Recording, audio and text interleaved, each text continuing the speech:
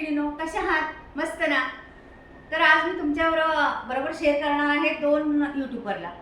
तर एक आहे जुनीच आहे म्हणजे शिल्पा. भरपूर म्हणजे तिचे सबस्क्राईब झालेले आहेत, 1 लाखच्या वरती गेले आहे. पण जुनी आहे, छान छान रेसिपी बनवते. तुम्ही पाहिलं पण असेल यूट्यूबवर. भरपूर रेसिपी असतात, भरपूर तिला व्ह्यू भेटतात. त्याच्यामुळे आज आलेली आहे माझ्याकडे पाहुणे म्हणून. तर नक्कीच ती तुम्हाला काही नवीन शिकायला भेटेल ते दाखवणार आहे. तर तिच्या यूट्यूबचं नाव आहे मी आणि बरंच काही. म्हणजे बघा त्या नावातच काहीतरी आलेलं आहे. तर मी आणि बरंच काही. तर तुम्ही नक्की पहा व्हिडिओ. भरपूर छान छान रेसिपी असतात तिच्या. तर नक्की तुम्ही पहा. तर तुम्हाला लिंक पाठवणारच आहे. आणि दुसरी आहे माझी सुनबाई. तुम्हाला तर पहिली ओळख करून दिलेलीच आहे. तर भरपूर तुम्ही आत्ता तर तिला 4-5च व्हिडिओ टाकले तर तिचे जवळजवळ मॉनिटाईज व्हायला आलेले आहेत. म्हणजे लोकांना एवढी पसंत पडलेली आहे ती. तर नक्कीच तुम्ही अजून पण तिला पुढे सपोर्ट करा. एवढ्या छान रेसिपी बनवते ती. घरामध्ये पण एक आयटम बनवत राहते. सर्वजण आवडीने खातात. पहिलं तू बनव काहीतरी असं सांगतात आम्हाला. तर तुम्ही नक्कीच पहा. तर तिच्या चॅनलचं नाव आहे अन्नपूर्णाबाई कविता नेहरे. आता नवीन चॅनल आहे त्यामुळे आणि आता जास्त दिवस सुद्धा झाले नाहीत त्यांच्या चॅनलला. 4-5च व्हिडिओ टाकले. 4-5च हार्डली व्हिडिओ टाकले तरी सुद्धा तुम्ही एवढं भरभरून प्रेम दिलंय. खरं तर मामींच्या व्हिडिओंना खरंच खूप छान वाटतंय. आणि त्यांच्या खरं तर आहे ना, ओळख वगैरे असं काहीच नाही. त्यांच्या रेसिपी एवढ्या छान आहेत की त्यांचा पहिलाच व्हिडिओ जवळपास 1000वरती गेलेला आहे. मग विचार करा कोणाचा, शक्यतो बहुतेक जण युट्यूबर जे आपले व्हिडिओ बघतात पहिला व्हिडिओ कोणाचाच 1000च्या आसपास जात नाही जो त्यांचा गेलेला आहे. बरं कोणालाही लिंक न पाठवता काहीच नाही, फक्त असा रॅन्डम त्यांनी केला आणि सहज टाकला. एवढे छान व्ह्यू आले कारण त्यांच्या खरंच रेसिपी खूप छान असतात, बोलणं खूप छान आहे. नक्की जर तुम्ही नवीन असाल, त्यांना अजून फॉलो केलं नसेल ना, नक्की सबस्क्राईब करून घ्या. तुम्हाला खूप छान छान रेसिपीज पाहायला मिळतील. घरचे सुद्धा एवढं भरभरून कौतुक करतील ना.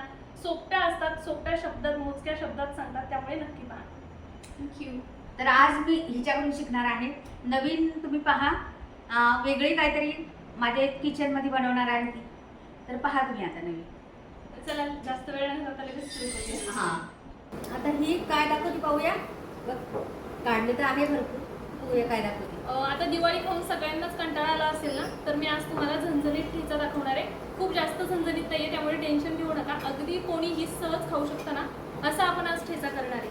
कारण काय होतं, जर आपण डार्क हिरव्या मिरच्यांचा हा ठेचा केला ना तर तो खूप तिखट होतो. त्यामुळे मी या मिरच्या घेतलेल्या आहेत पहा. म्हणजे लहान मुलं सुद्धा अगदी सहज खाऊ शकतात असा हा ठेचा तयार होणार आहे. जी मुलं रोजची भाजी चपाती खातात ना, ती लोक खाऊ शकतात. तर आता मिरच्या सगळ्यात आधी धुवून घेतलेल्या आहेत. त्यानंतर तुम्हाला हवं असेल तर देठ काढू शकता, जर नको असेल तर देठ ठेवलं तरी चालेल. आणि मिरच्या सुरेने कट करून घ्या किंवा अशा पद्धतीने पहा तुम्ही तोडून सुद्धा घेऊ शकता. खूप झटपट करायचं असेल ना तर अशा पद्धतीने तोडून घेतला तरी चालेल. हां, तिखट कमी येते. हां, कमी येते तिखट. हाताची आग तोडूनच घेत असतो आणि झटपट होणार आहे. वेगळ्या पद्धतीचा ठेचा दाखवते मी आज तुम्हाला. जास्तच मोठं देठ असल्यास थोडंसं कट करायचं असं. आणि झटपट होतो त्यामुळे काय म्हणजे तोंडी लावण्यासाठी साईड डिश म्हणून किंवा अगदीच भाजीला काहीच नसेल ना तरी सुद्धा सहज करू शकता तुम्ही रेसिपी. तर पहा बोलता बोलता आपल्या मिरच्या सुद्धा सगळ्या कट करून झालेल्या आहेत. इतकी झटपट रेसिपी आहे. एकीकडे आम्ही पॅन गरम करण्यासाठी ठेवून दिलेला आहे. तर आता ह्या मिरच्या कट करून झालेल्या आहेत आपल्या. आपण सगळ्यात आधी ना शेंगदाणे भाजून घेऊया. तर इथे मी छोटी वाटी शेंगदाणे घेतलेले आहेत. खूप जास्त नाही लागणार आहे आपल्याला, पण शेंगदाणे भाजूनच घ्यायचे. त्यासाठी आधी थोडंसं तेल घालूया आपण. म्हणजे तेलात फ्राय करायचे, असं कोरडे नाही द्यायचे. अगदी अर्धा चमचा तेल घेतलेले आहे. खूप जास्त तेल घालायची गरज नाहीये. आणि आता हे शेंगदाणे आपण यामध्ये घालून घेऊ. आणि हलके डाग येईपर्यंत फक्त भाजायचे, फार नाही. मीडियम फ्लेमवर आपण हे हलके डाग येईपर्यंत भाजून घेऊ. त्याला जरा थंड झालं का नंतर आता आपण लसूण भाजून घेऊया. लसूण भरपूर घ्यायचा म्हणजे कसं छान ठेचा म्हणजे लसूणच जास्त पाहिजे. आणि ठेचा भरपूर पद्धतीने वेगवेगळ्या पद्धतीने अगदी केला जातो. प्रत्येक ठिकाणी वेगवेगळ्या पद्धतीने केला जातो. म्हणून तुम्ही हा ठेचा एकदा ट्राय करून पहा. थोडी वेगळी पद्धत आहे आणि खरं तर थोडी म्हणण्यापेक्षा खूप जास्त वेगळी पद्धत आहे. जेव्हा तुम्ही करून बघाल ना तेव्हा तुम्हाला फरक जाणवेल. लसूण सुद्धा आपण हलके डाग येईपर्यंत हां, आपण हे शेंगदाणे आता कुठून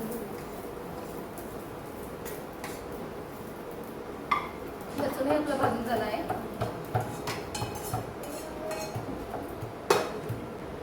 तर इथे ना लसूण आणि शेंगदाणे छान असे कुटून घेतलेले आहेत. तरतरीतच कुटायचे, खूप बारीक नाही करायचे. लसूण पण आणि शेंगदाणे पण तुम्ही खलबत्त्यात करा किंवा मिक्सरमध्ये केलं तरी चालेल. आता कंप्लीट तयारी. तेल मी ठेवलंय गरम ना. तेल टाकले त्यात जिरे टाकूया.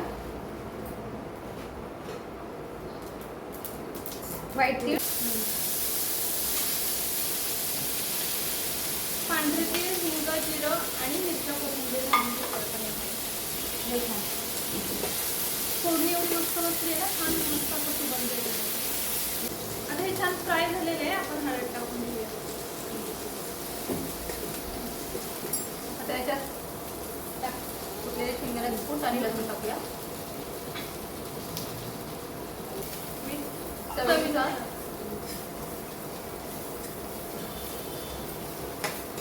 हे ना मस्त असं परतून झालेलं आहे बघा. आता आपण ना एका बाउलमध्ये काढून घेऊया. पुढे अजून पण काहीतरी करायचं आहे, त्यामुळे व्हिडिओ पाहत राहा. अजूनही व्हिडिओला लाईक केलं नसेल मावशींच्या, तर व्हिडिओला लाईक करून घ्या. नवीन असाल तर सबस्क्राईब सुद्धा करा.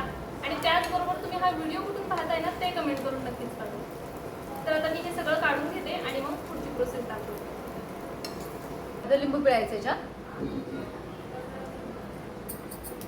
लिंबामुळे खरंच खूप छान त्याला टेस्ट येईल नाही का. मस्त असा ठेचा झालेला आहे पहा. दिवाळी खाऊन जर कंटाळा आला असेल ना तर हा ठेचा एकदा नक्की करून पहा तुम्ही. मस्त झालाय, दिसतोय सुद्धा छान आणि चवीला सुद्धा अप्रतिम झाला असणार आहे. पहा जवळून दाखवते मी तुम्हाला. मस्त झालाय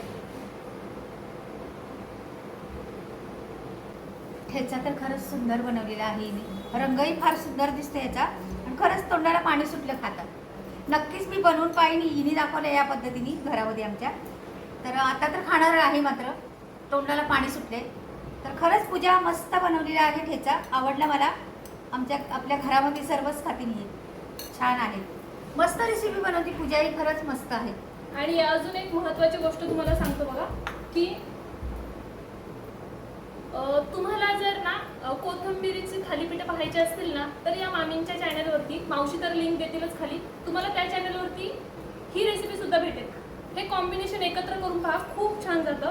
ज्यावेळेस आपण ह्या थालीपीठांसोबत कोथिंबीर आणि कांद्याची थालीपीठं अप्रतिम झालेली आहेत, आम्ही मगाशी खाऊन पाहिली. यासोबत जर तुम्ही हा ठेचा खाल्लात ना तर खरंच खूप मस्त आहे. पहा बघा, खरंच खूप छान झालेला आहे. तर तुम्हाला याची सुद्धा लिंक भेटेल त्यांच्या चॅनलवरती, नक्की चेकआउट. आणि ह्या मिरच्या जरा सुद्धा तिखट नाही लागल्या. अख्खी मिरची का तेव्हा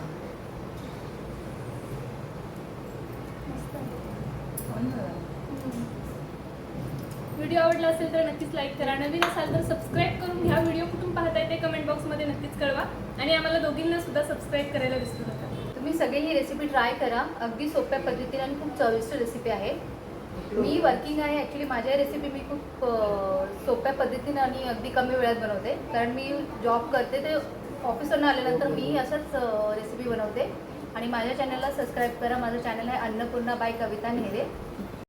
तर मैत्रिणींनो, कसं वाटला ठेचा? पूजाने मस्त बनवलेला ठेचा आहे. मला आवडला भरपूर आणि दिसतो पण छान. आणि खरंच सर्वांनाच घरामध्ये हा ठेचा आवडला. आम्ही सर्वांनी हा ठेचा सप्त केलेला आहे. खरंच मस्त असं तिची रेसिपी पण आणि बोलणं पण छान असतं. तुम्ही पाहत जा व्हिडिओ. तिचे पण पाहत जा, कविताचे पाहत जा. सीता नेहरे किचन तर पाहताच आहे, तुम्ही माहीतच आहे. चला बाय, परत भेटूया.